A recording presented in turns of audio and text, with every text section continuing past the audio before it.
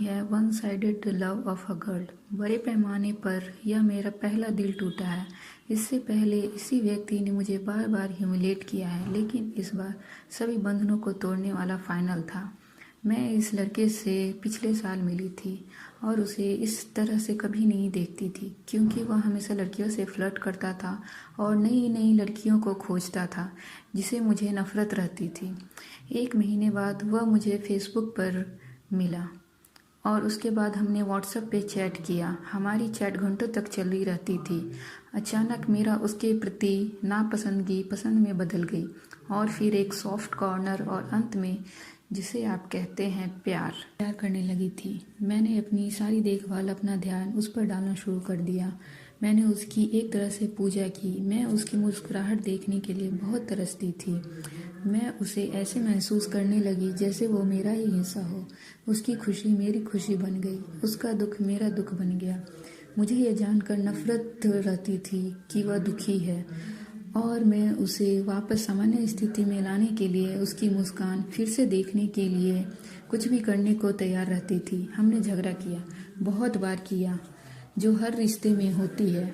हर रिश्ते में उतार चढ़ाव आते रहते हैं। यह 2 अलग अलग लोग हैं जो कुछ समय पहले अजनबी थे, एक दूसरे को जान रहे थे और एक दूसरे को उनके अच्छे या बुरे, उनके गुण और दोष के साथ स्वीकार या सराह रहे थे। तो एक दिन ऐसा था, मैं उसके साथ किए गए व्यवहार से बहुत बड़ी परेशान थी। उसने मुझे बिना कुछ बताए सब जगह से ब्लॉक कर दिया था। मैं पूरी रात सोई नहीं थी। कुछ पारिवारिक समस्याएं थी, उनकी माँ बीमार थी और कुछ अन्य समस्याएं भी थी। मैं पहले से ही जानती थी वह कठिन समय से गुजर रहा है। वह मुझसे बात करने से कतराने लगा। मैं टूट गई थी, गंभीर रूप से आहत थी, क्योंकि ऐसा मुझे लग रहा था कि बिना किसी गलती के दंडित किया जा रहा है। मैं किसी भी परिस्थिति में, चाहे अच्छी हो या बुरी, उसके पीछे मजबूती से खड़ा रहना चाहती थी। लेकिन तब तक मुझे लगा कि रिश्ते के बारे में उसे ज़्यादा परेशान नहीं करना चाहिए, क्योंकि उसके जीवन में पहले से ही समस्याएं हैं और अधिक समस्या उसके जीवन में पैदा नहीं करना चाह रही थी। मेरा विश्वास करो, मैं उसे अपने आप से भी अधिक प्यार करती थी, लेकिन हमारे अलग होने के बाद वह रूखा व्यवहार करने लगा। सोशल मीडिया पर ब्लॉक कर दिया, सभी संपर्क काट दिए। मैं पूरी तरह रोई। सचमुच बहुत बुरा था वो दिन। मुझे याद था कि हमारी 1 साल एनिवर्सरी पूरी होने की है। मैंने उस दिन उसे कॉल करने की बहुत कोशिश की, उससे विनती भी की, बट उसने कॉल नहीं किया। मैं उस दिन भी रोई और टूट चुकी थी। एक दिन ऐसा रहता है जिस दिन सारे जोड़े जश्न मनाते हैं, आनंद लेते हैं, हंसते और मस्ती करते हैं। मैंने खुद को एक कमरे में बंद कर लिया था और सबकी आंखों के पीछे रोया करती थी। उस दिन मेरी इतनी भयानक और बुरी तरह रोते देखकर मेरे दोस्त अत्यधिक दुखी और चिंतित हो गए थे। उसने मुझे एक मैसेज छोड़ा जिसमें केवल थैंक्स लिखा था और फिर उसने मेरे संदेशों या कॉलों को अनदेखा शुरू कर दिया।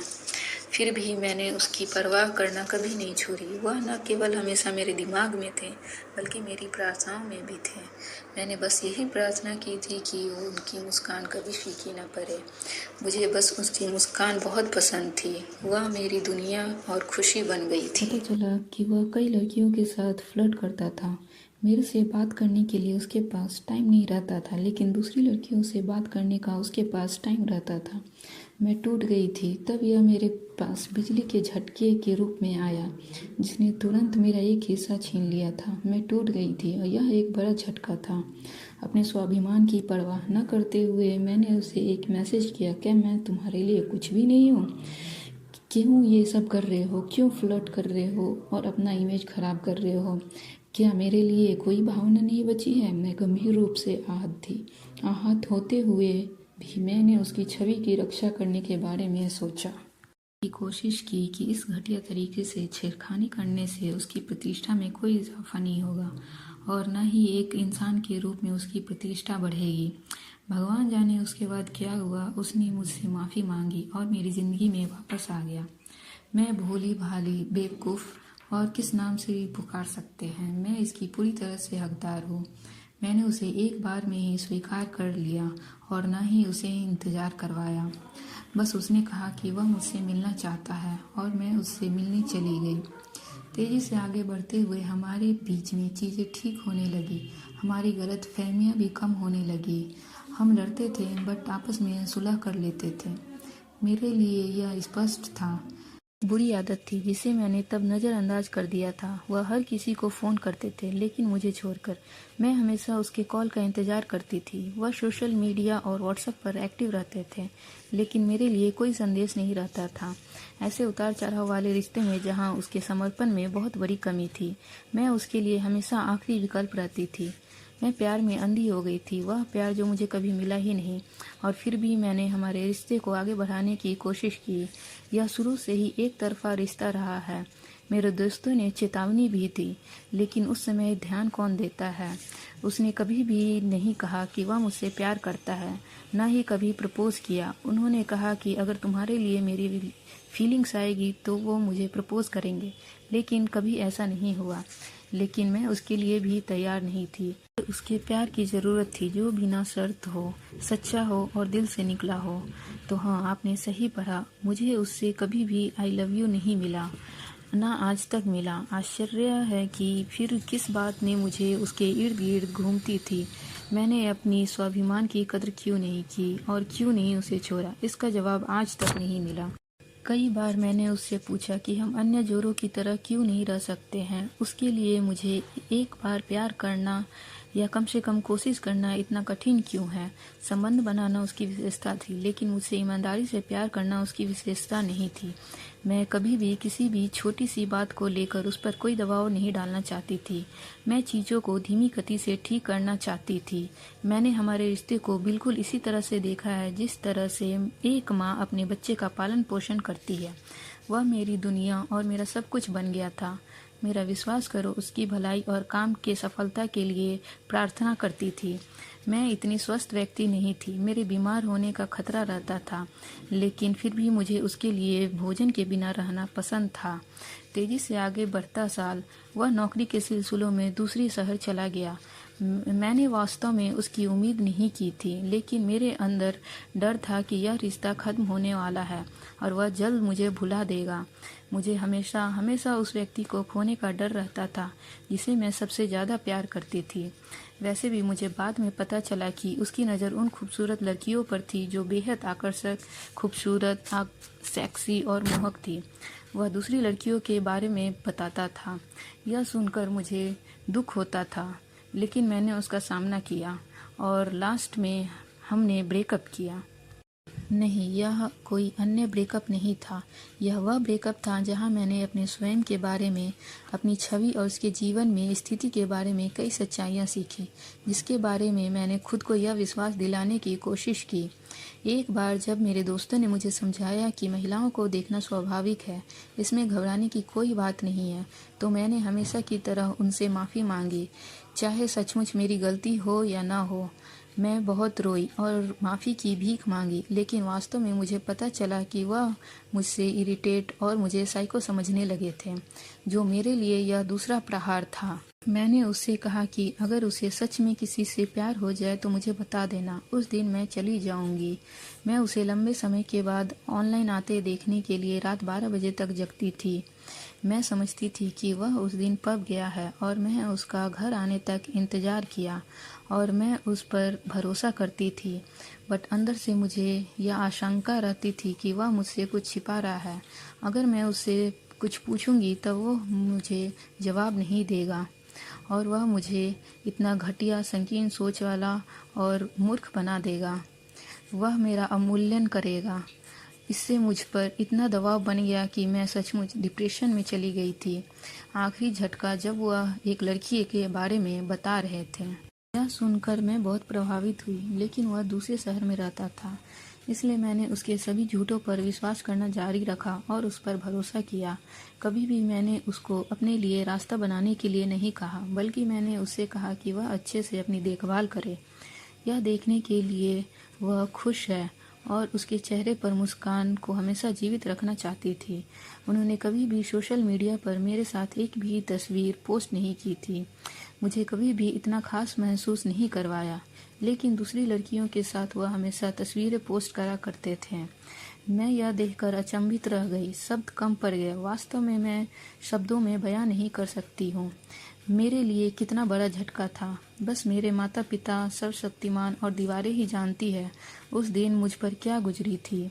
आघात, झटका, यह मुझे टुकड़ों में तोड़ने के लिए काफ़ी था।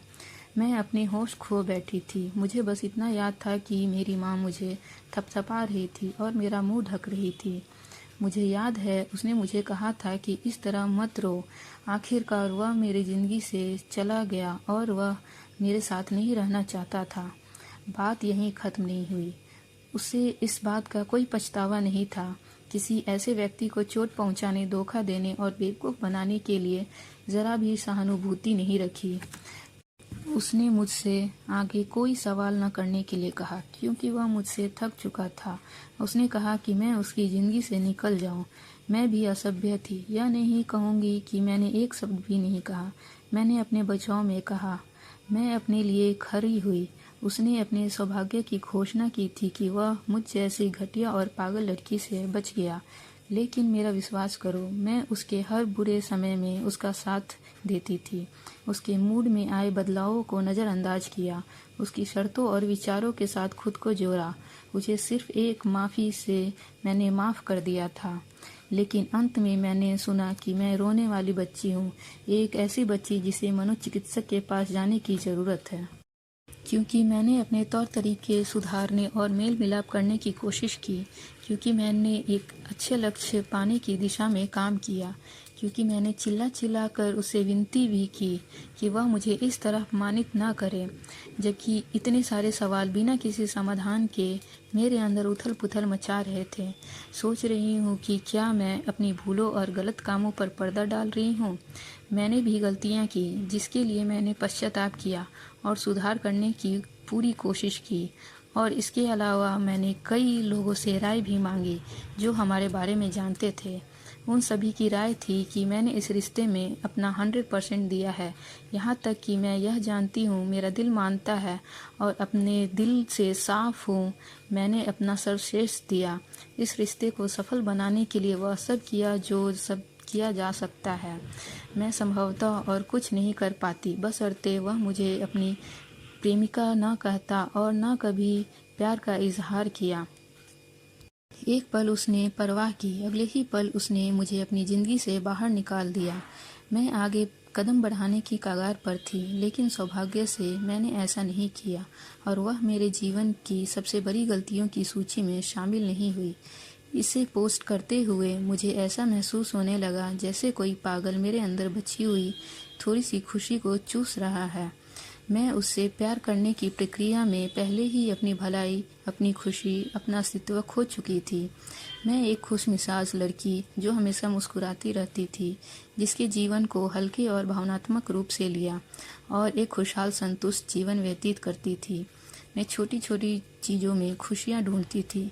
कुछ घंटे पहले आए चुटकुलों पर लगातार हंसती, अपनी सबसे बड़ी बेसुरी, कर्कश और बहरा देने वाली आवाज़ में गाती।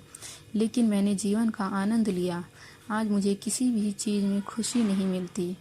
मैंने विभिन्न चीज़ों पर हाथ रखा है, सभी नए रोमांचक और प्रयोग किए गए हैं, लेकिन मेरा एक हिस्सा मर चुका है क्योंकि मेरा दिल उसके साथ है।